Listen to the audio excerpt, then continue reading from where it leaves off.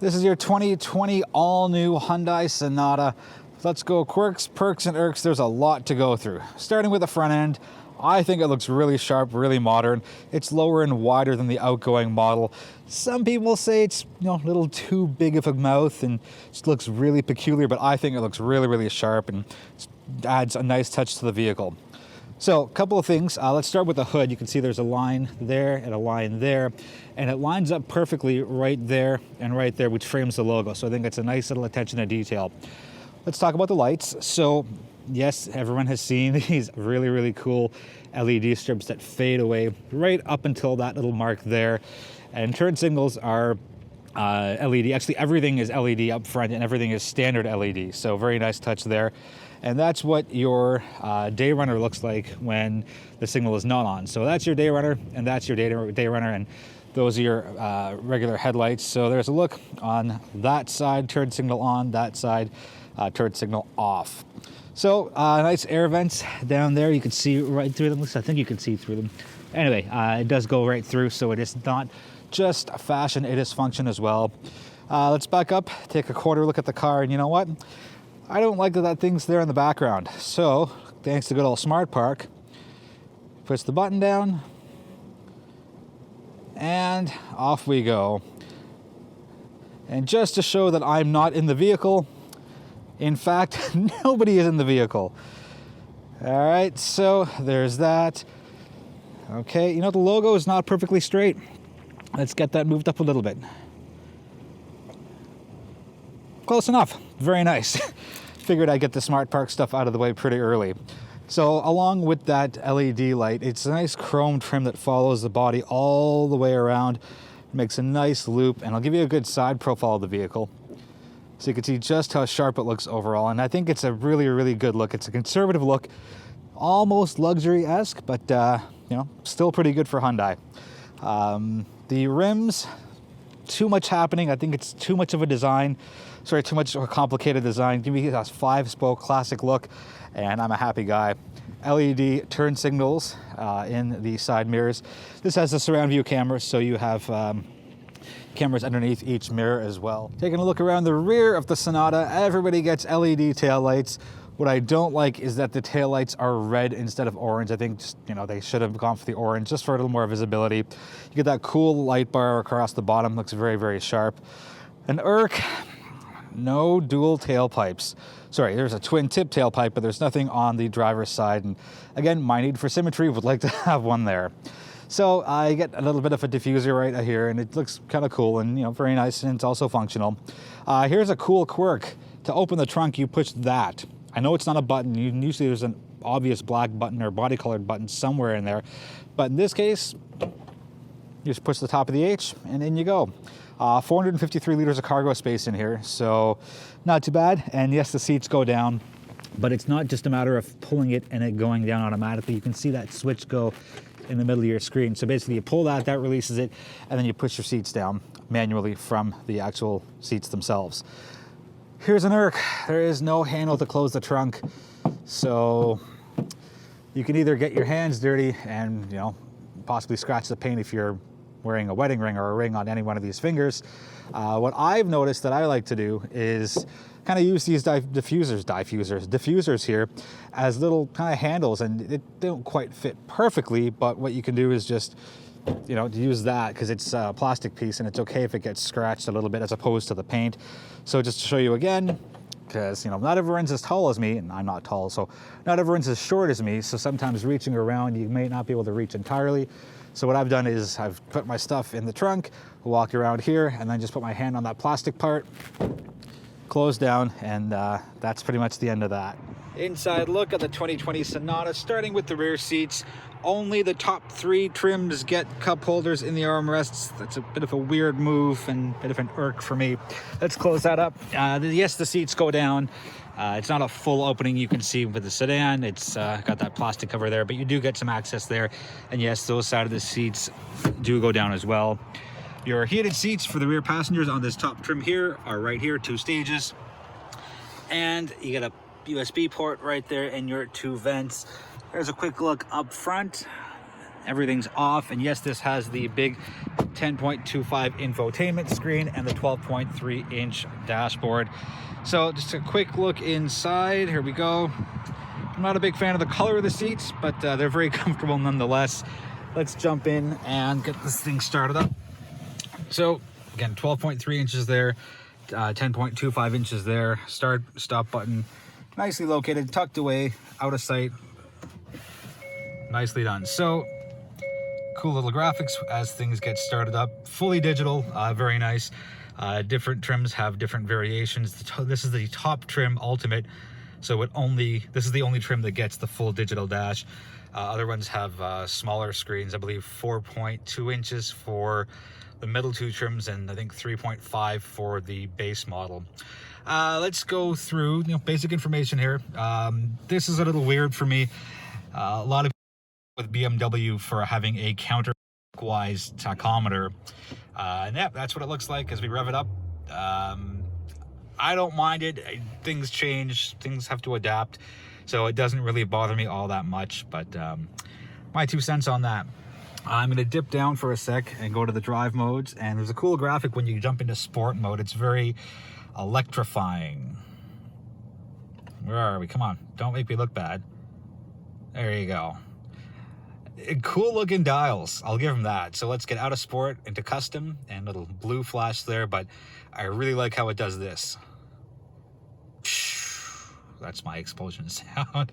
Anyways, you're gonna get out of sport, you're gonna go to normal, and you get that little blue flash again, and smart, no changes, custom, no changes. So basically it's from blue to red or red to blue. All sorts of information is tucked away here, and it's all through this little button at the top of the screen, top of the steering wheel. One cool thing I found is that when you change the amount of light for the dashboard, look what Hyundai did. Very smart. It's this little circle, and the intensity goes with the size of the circle, as opposed to just having a bar going from low bars up to high bars. In typical Hyundai form, you have information on what your lights are doing and information on what your wipers are doing. So Hyundai, Kia, Genesis, full marks and then some. Here's a really awesome quirk and perk for me. The end of the dial, or your stock, sorry, is it's textured, little diamond patterns. Same thing here, and there, and there. I'm gonna quickly jump out of the car for a sec.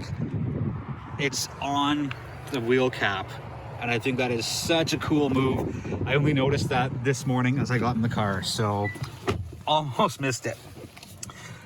All right, here's an Irk. Irk. I don't know why they did it like this. It just drives me up the proverbial wall. There's your heated steering wheel button. We'll get to this in a minute, but now it's on. And yes, the entire wheel heats up, but why would you put anything that's conducting of cool temperatures? Sorry, I lost my train of thought for a sec. Basically, you're holding the wheel like this and you're good, right?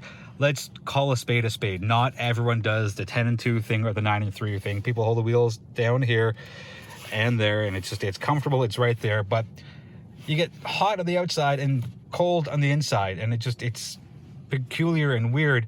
And I do the 9 and 3 thing, so if I had my heated steering wheel on, I'd get the coldness from that, and it's weird. And I don't think they had to have added in that metal trim there, or even if they did, don't put it on the inside of the wheel.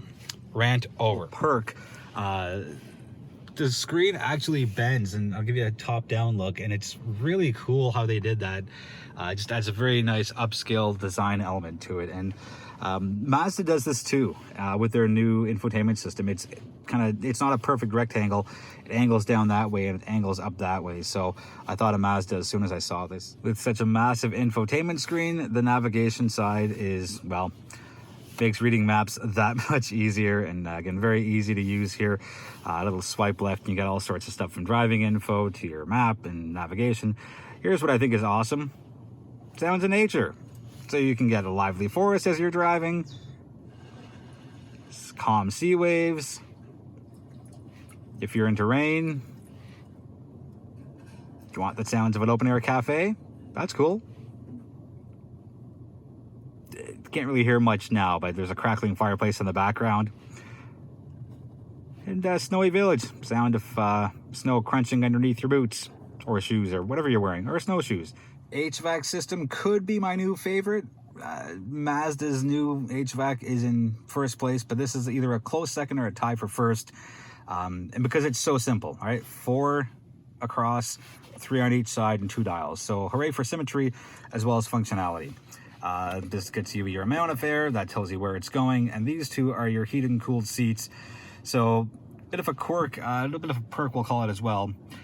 When you push once to activate it, most other most other manufacturers and vehicles, combined word is vehicles, it goes to the highest setting first, but in the Sonata, the first time you touch it, it goes up to only the first level, and there's 3 stages for heat, and same thing, 3 stages for your cooling.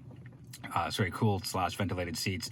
Here's what I don't like, and you can see it pretty clearly here. There are so many of my fingerprints all over the HVAC system, right? And does there have to be? No, you got to be pretty precise when you're pushing the buttons, but no one's going to be that precise when they do it.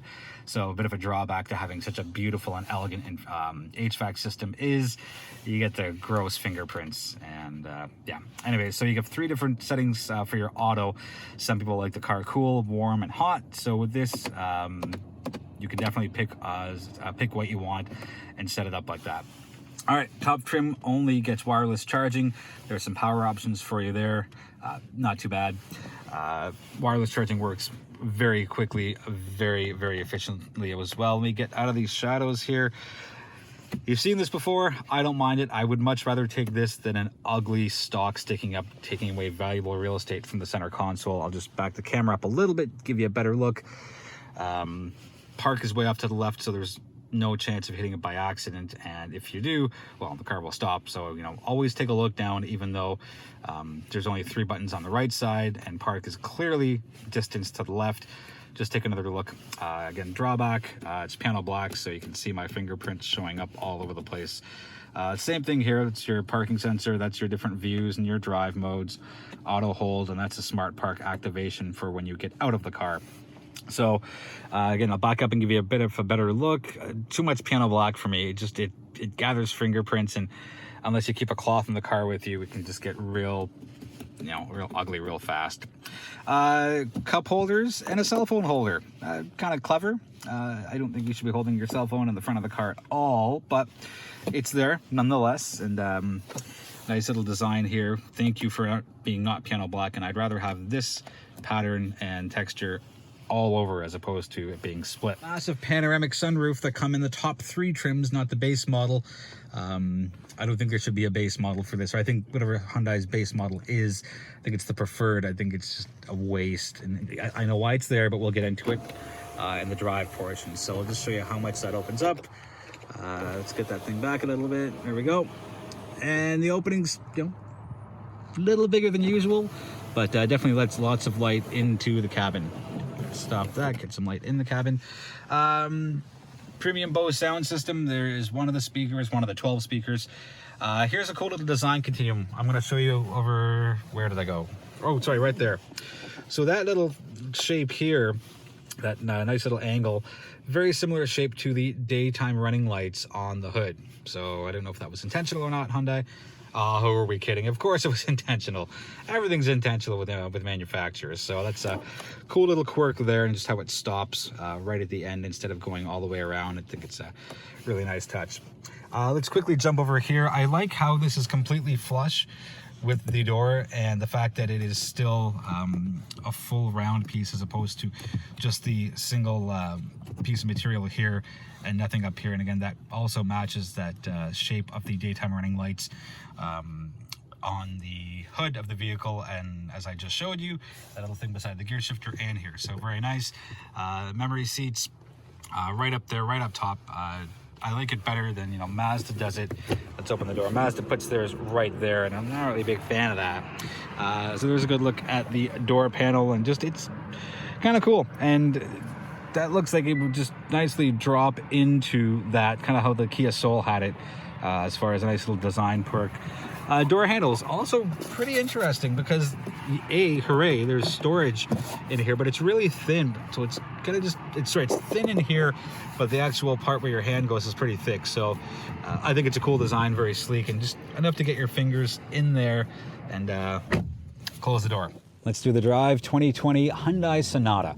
So I'm in the top trim 1.6 Ultimate, and the top 3 trims, which are the Sport, Luxury, and Ultimate, get a turbo 1.6 liter 4-cylinder engine, giving you 180 horsepower and 195 pound-feet of torque. Not bad, not as good as the Accord's 252 or the Camry's 301 with the XLE V6. Now, the base trim, which is the preferred for the Sonata, gets a 2.5 liter engine with 191 horsepower, which is 11 more than this, and 181 pound-feet of torque, which is 14 less than this. So a bit of a weird move. I don't know why they even bothered putting in the 2.5 as far as an option goes.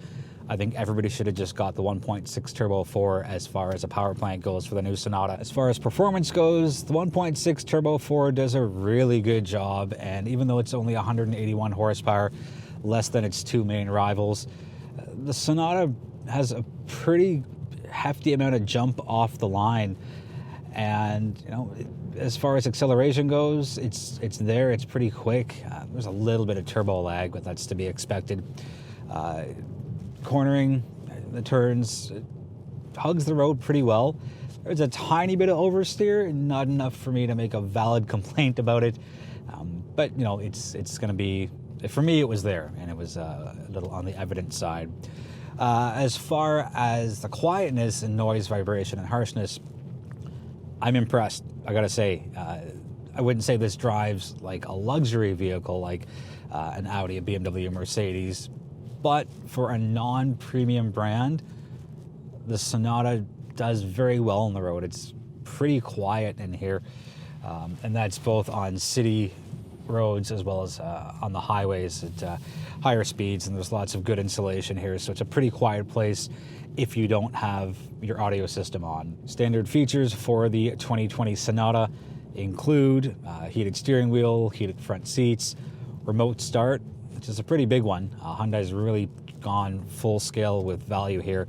Hands-free trunk release, so that's another cool thing that you might not get on many other $26,000 sedans. Sorry, starting at $26,000 sedans. The Ultimate trim to me is absolutely worth it because as of the middle of April, it's only an extra $3,000 compared to the second highest trim in the lineup. And for that $3,000, you're getting wireless charging. You get the ambient lights with 64 different color options. You're getting the 12.3-inch digital dashboard. You're getting the blind view monitor, which is those little cameras that show up when you put your signals on to the left or to the right. You're getting the heads-up display. You're getting the highway auto curve slowdown technology. You're getting the highway drive assist technology and the parking collision avoidance going in reverse. And to me, that's a lot of value for a very little amount of money, relatively speaking, for $3,000 extra dollars. On the safety side of things, Hyundai has hit it out of the park with this one because every single Sonata, there's 4 trims in total, it starts in the mid-20s, every single one of them gets the following. I'll put a list on the screen for you as I name them off. So you get the blind spot monitoring, you get the rear cross traffic alert, you get the forward collision avoidance with pedestrian as well as cycle detection, you get lane keep assist, you get lane follow assist, you get the high beam assist, you get the rear occupancy alert, and the adaptive cruise control with the stop and go functions. It really makes a big difference having that massive 10.25-inch infotainment system as well as the huge digital dashboard here. And I know I've touched on it a couple of times, but it's just such a refreshing piece of technology to see in a vehicle that's less than $40,000. You're talking, $50,000, $60,000, $70,000 if you're in the premium luxury market. So I can't say enough about how good of a job Hyundai has done in packaging and presenting this. As far as fuel efficiency goes, it's a 60-liter tank and it holds regular gas, and it's 8.8 liters per 100 kilometers in the city. It is 6.6 liters per 100 kilometers on the highway, and your combined total is 7.7. Not bad for a turbo engine, so I'll give it that. I'm at 8.9. Again, I tend to be a little higher than what's rated because during the review process, I'm idling a lot, I'm doing short stop starts. So I usually knock off a full liter per 100 kilometers. So I realistically am at, let's say, 7.9 or even 8, which is on par for the rating of 7.7 blended total. That's going to wrap the review up for the 2020 Hyundai Sonata. Thank you so much for watching. I appreciate it. If you have any questions, please let me know in the comments and I will get you answers as soon as possible. Feel free to subscribe if you haven't already. Be safe, be well, be healthy, and I will see you in my next review.